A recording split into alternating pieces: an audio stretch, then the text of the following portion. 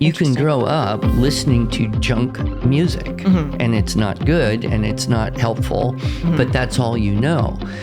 So to undo that, you have to start intentionally experiencing music that is good for your mind and your body and your soul.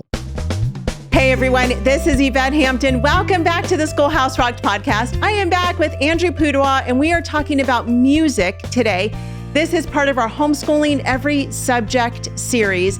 And so if you missed Monday's episode, go back and listen to that one. We're going to talk more about music today and the importance of music in our homeschool. And this is an important subject, one that I've not been great at, but we've done some music in our homeschool, and I like to listen to music. And I know that there are some families out there who are super musical, and I think that's amazing. It's funny because oftentimes I think, especially in years past, when you think about homeschool families, you imagine these families all perfectly dressed and they're all playing an instrument, and, they've got the one on the harp and the one on the violin and the one on the piano. And that's not our family, but it is some. And I think it's amazing. I love that God has created each one of us with different talents and abilities to be able to do the things that they do in order to bring worship to Him. And so I love music. I like listening to it. I just can't play it. And I can't sing to save my life. It's pretty sad. But anyway, before we get back into our conversation, I want to say thank you to our sponsor, BJU Press Homeschool.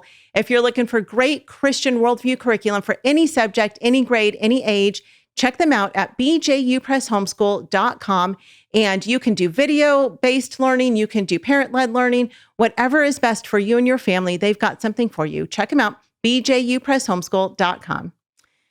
Well, we finished Monday's episode talking about the importance of music in kids. And it's funny because you said that most moms often sing to their kids. And I said, I cannot sing to save my life. I wish I could. Like, if I could choose one talent, it would be to sing. I would love to be able to just open my mouth and have beauty come out of it. But God did not give me that gift. And that doesn't mean I can't worship Him still. I certainly can. I just don't do it very loudly because I don't want to deafen the people around me.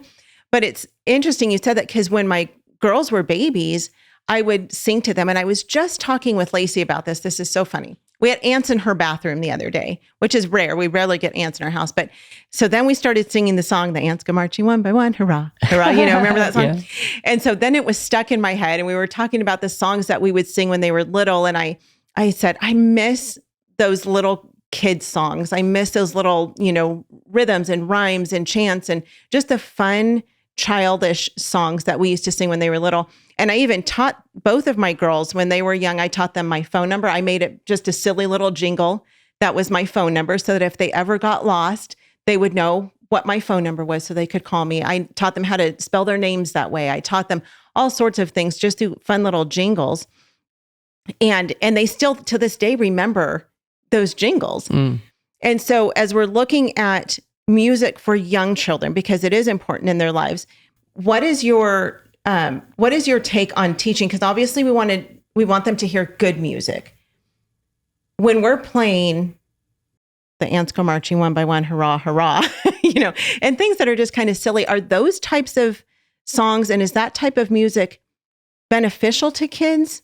And if so, how? Or is it harmful in some way? Oh, no. Well, that particular song was a riff off a more classical piece. So, which I didn't know, but I believe you. So, a lot of the things we hear are derived to some degree, and sometimes very much so, from the music of our Western tradition, And so we have, the Renaissance period, which we don't hear a whole lot of Renaissance music, but we still do hear a lot of classical, Baroque and classical music, and then the Romantic period. And then, of course, people today experiment with all different kinds of things. And so, how to judge music's value is an important question. We tend to think of music like we do any kind of art. It's good because I like it, or if I don't like it, then it isn't good. Right. And that's a very relativistic, subjective type of view, whereas we can look at elements of music that are properly ordered and reflect the natural creation, thereby God's mind, and music that kind of goes outside that range into less well-ordered or even disordered. And so that's one thing that I've been over the years trying to help people understand is that, music and art aren't defined by your opinion in terms of are they good or not. There's objective idea about aesthetics, and we can learn that. And sometimes we don't actually like that which is good. Right. And that can happen in all sorts of ways. One interesting analogy would be food, right? So people sometimes like food that isn't good for them. Right. Because they don't know any better. And they've just been brought up, in a world where that was what they had and that was what they liked and they got what they liked. And people were selling the, sugar, fat complex of flavors only as harmful. On the other hand, you also see that sometimes people don't like food that is good, especially children and their vegetables usually. Why? Because we just haven't had the acclimation, the experience. Whereas if children grow up eating the food that is good, that's what they'll like. Music is the same way. You can grow up listening to junk music and it's not good and it's not helpful, but that's all you know. So to undo that, you have to start intentionally experiencing music that is good for your mind and your body and your soul. So music has very significant impacts on your physiology. And that's something people often don't think about. So as you are, homeschooling and creating your environment, your home culture, you get to decide what comes through the speakers. And, if a mom grew up not necessarily experiencing good music, that doesn't mean they can't learn and bring that to children. But, one of the things I like to point out is that art isn't, there's two basic schools of art. One is that it's all about just self-expression and whatever you feel, that's art. And the other attitude, and the one I hold, is that art should bring the mind of man closer to the mind of God, that art should elevate us. And so if art imitates nature to some degree, it's elevating. And if the further it goes, the less beneficial or even harmful it can become. So if we look at nature, and I think this is a great analogy, what do we see if we're, in nature? We see kind of this infinite complexity, but everything has a structure, right? So if you see a poplar leaf, you say, well, that's a poplar leaf. How do you know? Because it has the perfect structure of a poplar leaf. Yet every single poplar leaf that has ever existed, we assume, has been different. So the nature, of God's creation, is this phenomenal complexity, but perfect order, perfect structure. Now, when we create art, we can either strive to go that direction, to have this beautiful balance between variety and order, or we can push on the extremes. So if we move into structure without variety, what do we get? monotony. Yeah. We get narrow. Right. We get bored. And you see this in art. You see it in music with very narrow melodic ranges. Bum bum bum bum bum bum bum bum bum bum bum bum. Repeat 18 times. Right. We see repetitive rhythms. We see a narrowness there, and so that's kind of on one extreme toward the monotony. On the other extreme would be variety without structure, chaos. Right. So, how would that manifest musically? Well, maybe some forms of jazz, not all, because jazz is an awfully big genre. Sure. But you go to an extreme and the goal seems to be, how random can we get? Right. How can we do this so that nobody could even guess what the next note might be? Or, Schoenberg 12 tone, no key, just chaos. Humans have a low tolerance for chaos, right? We notice that one of the things we like to do is organize the world around us, and we appreciate organization. Right. Although sometimes I worry about teenage girls in their rooms. They seem to have a higher tolerance for chaos, but then they grow up into young ladies and keep a perfectly, immaculate home. So when we look at the great composers, Bach and Mozart, Handel, Beethoven, Vivaldi, what you see are these repeating patterns that are constantly modulating. So there's this beautiful balance between repetition and variety. And we see, I think, in modern music, less of that and more moving toward, outside that zone of what I would call beautiful. So that's one thing to consider as you think about, well, what's going to come through the speakers in your the corporate culture of your home, because culture is supposed to grow something. Sure. Right. So what do you have on the walls and the bookshelves and the screens and the speakers? Because that's going to affect the soul of the children, of everyone in the home. Yeah. Well, I have another question, but we're going to take a break first. Okay. We'll be right back. Have you tried CTC Math yet with your child? Here's a testimonial from another happy homeschool mom. Amber said, "I'm absolutely thrilled with CTC Math.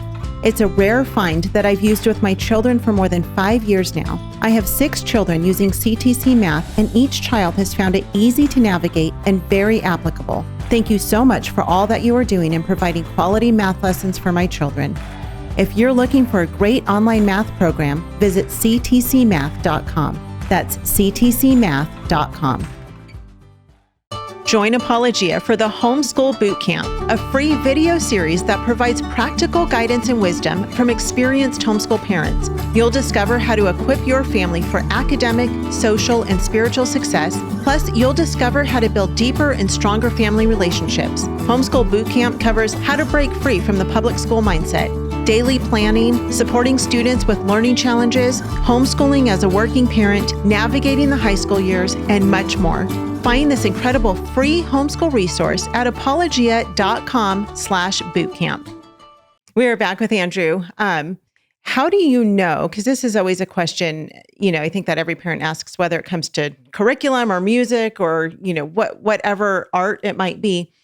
How do you know what good music is? I mean, you've listed some composers, of course, but as we're listening, for the untrained mind, how do we know what is good music and what is bad? Like, I feel like it's easier for me with art. Like when I look at art, I can go to an art museum, I can look at art and I can say, this is a beautiful painting. It's well done. It's amazing. I can look at the detail in it. And then I can look at another piece of art and say, that's just straight up garbage. Like it looked like a 3-year-old did that and it's awful. And why did they put this in the museum? Pawning it off as art, yeah. It drives me crazy. And I'm like, just because it's hanging on the wall in the art museum does not make it good art. But music, I have a much harder time, again, because I'm not a musician. I don't have an ear for music. I don't hear all the different instruments and sounds. But I know what I like and I know what I don't like. How do we, aside from just preference, how can we decipher between what is good, artful music and what is not? Yeah. I would draw an analogy here to literature and the idea of a classic. So what is a classic?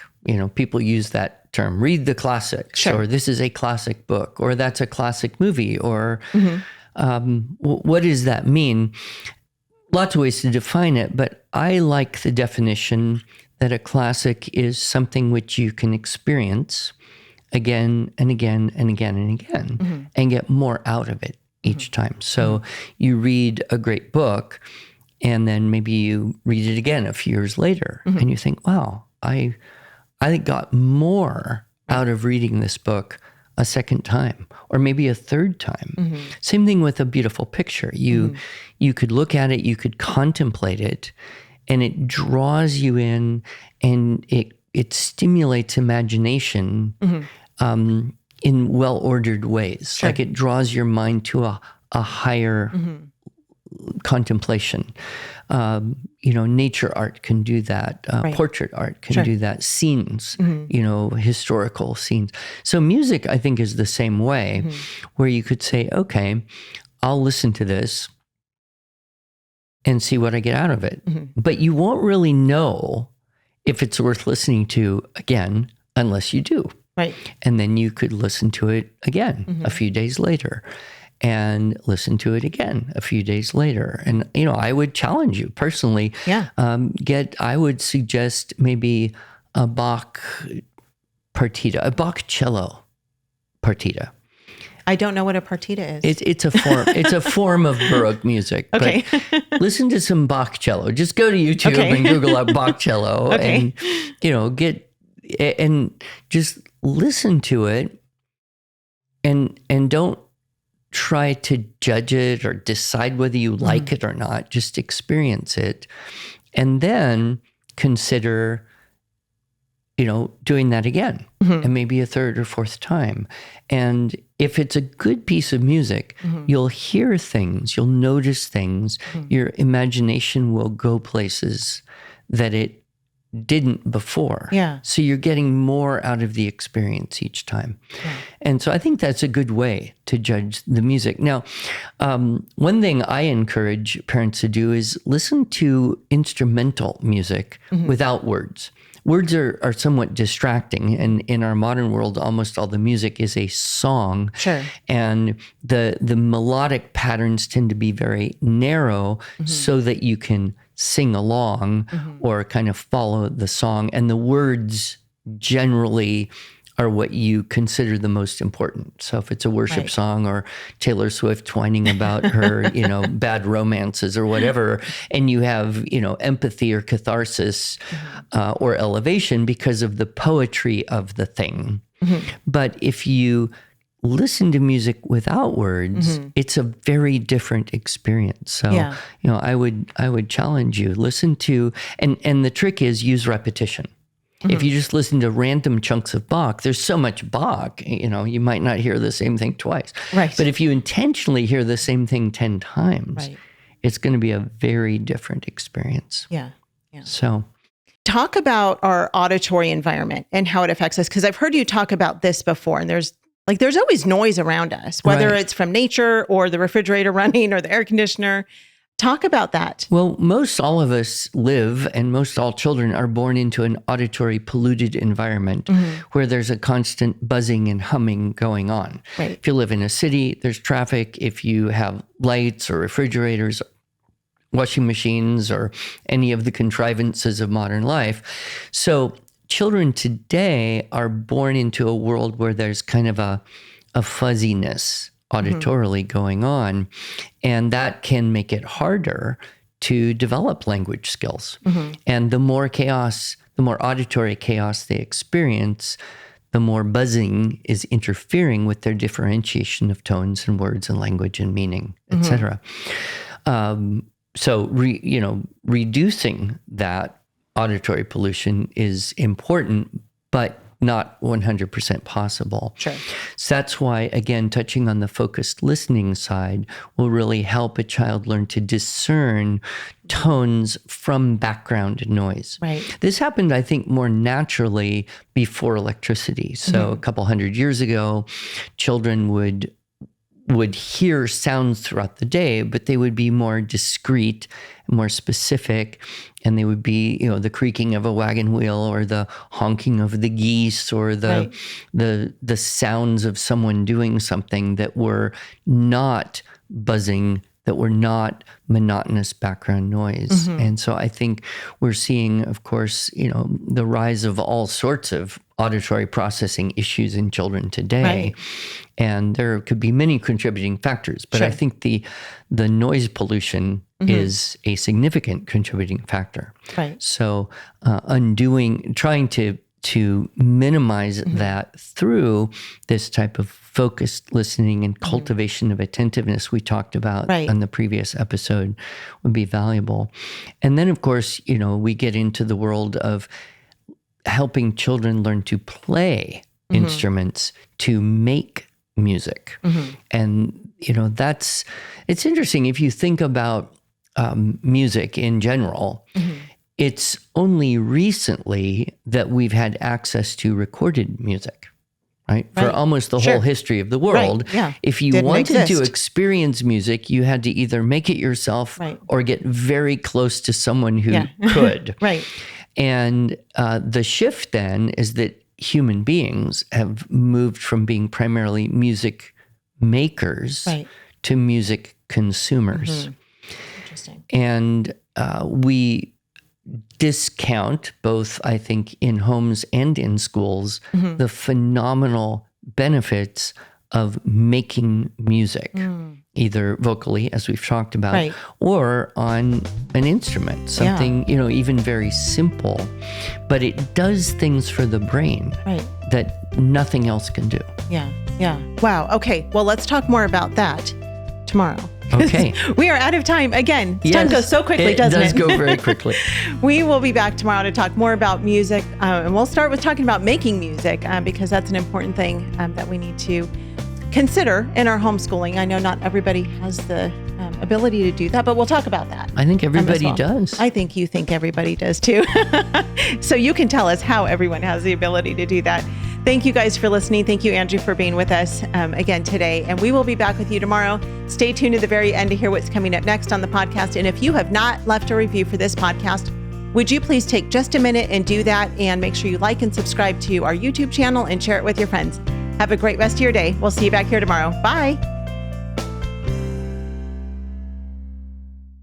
You're listening to the Biblical Family Network.